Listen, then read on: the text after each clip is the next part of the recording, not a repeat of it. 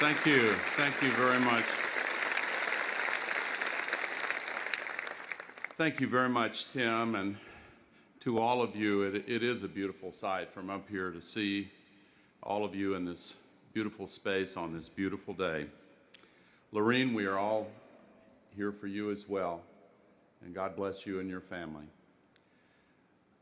You all know the story of Steve Jobs. You know the extraordinary life he lived. You were part of it, each in your own way, every single one of you. Tim and Bill spoke eloquently about his accomplishments, about him as a person. I want to spend just a few minutes talking about the emotions we've all felt and the outpouring that we've all experienced coming from all over the world, and what that wave of emotion means for Apple and what it means for each one of you. I saw it at the Nashville Apple store, as people have seen it in Apple stores all over the world. You felt it here in Cupertino. It was felt in homes and businesses and dormitories and places in every part of this world. And many commentators were surprised by the intensity and the power of this wave of emotion. What was it? Grief, yes. Respect, honor. But I think that at its core, there was something truly unexpected. And I think it was truly love. One technology writer, Jonathan Weber, wrote this: "In any competition for the most effective and influential businessman of our era, Jobs wins hands down. No one else is even close." But he went on to write, he did something more cosmic than any of that. Jobs has proven to be the one and only person in the world who can create technology products that people love. And love is actually the right word. Speaking of love in the context of technology is tricky, because the technology doesn't love us. One of my closest friends has a girlfriend who asked Siri just the other day, "Siri, do you love me?" And Siri responded, "I respect you."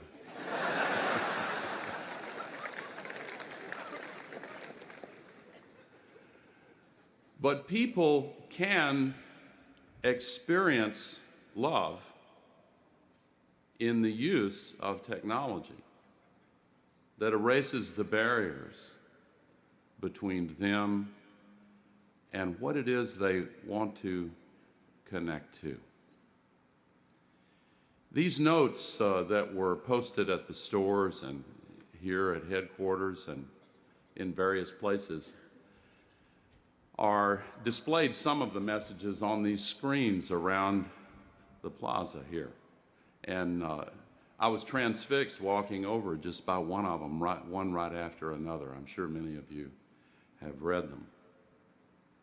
And I collected a few of them. Mary Beth wrote, "Steve, we love you. Thank you for everything you have done for us."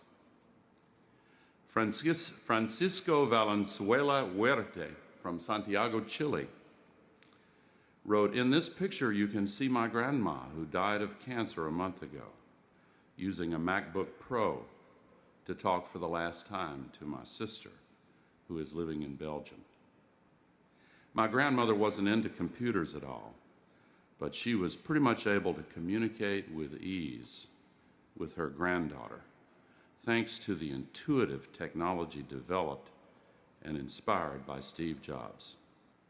A mother wrote of her 4-year-old. Thank you, Steve, for creating a product that brought my 4-year-old daughter into the world of technology. My iPhone was the first device she learned to use, and she loves using it to this day. I will think of you every time I see her face light up while using your product. Charles wrote, "We love you, Steve. Enjoy watching us on cloud." When he left us, he took with him the love of millions of people. And I think that the love that people felt for Apple came in part because of the love that went into perfecting products that erased the barriers. Some of you may have seen an article a few weeks ago by a neuroscientist who wrote in the New York Times how he had begun studies with the brain scanning machines to explore whether or not technologies like the iPhone and the iPad are addictive. And to his surprise, he found no, the parts of the brain that lit up were not those associated with addictive behavior. What happened instead was that there was a flurry of activity in the insular cortex, and he wrote, exactly in the areas that are activated by the experience of love. Many have noted the irony that millions heard the news or read or saw the news of Steve's passing on their iPhones or iPads or iPod Touches or on their Macs. And if that emotion was activated in their hearts, there are in that sense millions of pieces of Steve Jobs' heart out there all over the world. You have helped in important ways to create the joy and love that people associate with what Apple does. So what of the future? Beginning 6 or 7 years ago, in every single board meeting, Steve began to devote the same intense focus he contributed to everything else to preparing for the time when he might, as he said, retire and become chairman. He put it in different ways, but what he meant was he knew that he had to prepare the succession. And he spent so much time with Tim Cook, talking with him, as Tim said, about how he shouldn't ask what Steve would do. But he gave essentially the advice he gave in that magnificent commencement address at Stanford: follow your own inner voice. He has prepared and groomed the executive team to continue. They are the best in the entire world, bar none. And so are you.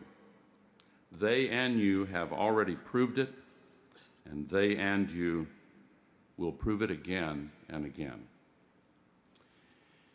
If you love Steve, as I did, and if you are part of Apple, as I am, then you understand deep in your heart already what you must become, as Steve also put it.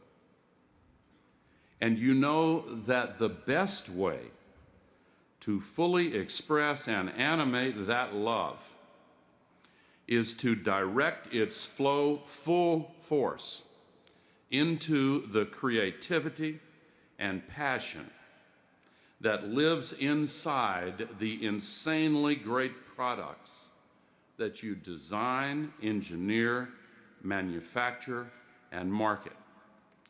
The ones that are connecting with the hearts and minds of millions of people today, and the new ones soon to come that millions of people will fall in love with all over again. One of the messages on the screen I was watching on the way over here said, "Steve, you left not just new technology, but a spirit." Steve's spirit lives in that love that people all over the world have for the work that you do. Of all his creations, the iPod and iTunes, the Mac, the iPad, all of them, I believe the greatest is Apple. So keep and nurture the commitment to true, uncompromising excellence that is Apple. Keep on skating to where the puck will be. Keep on listening to your own inner voice. Keep on insisting that good is not enough, that even great is not enough. Keep insisting that Apple products truly be insanely great. Keep making what people don't even know yet will transform their lives for the better. Products that they will fall in love with over and over again. You are part of a rare and precious group of men and women who have the privilege of giving the world a chance many times every day to feel the love for what they do. Tim mentioned that the Beatles were the business model for Steve, so I want to end with a quote that I heard in a new way. "And in the end, the love you take is equal to the love you make."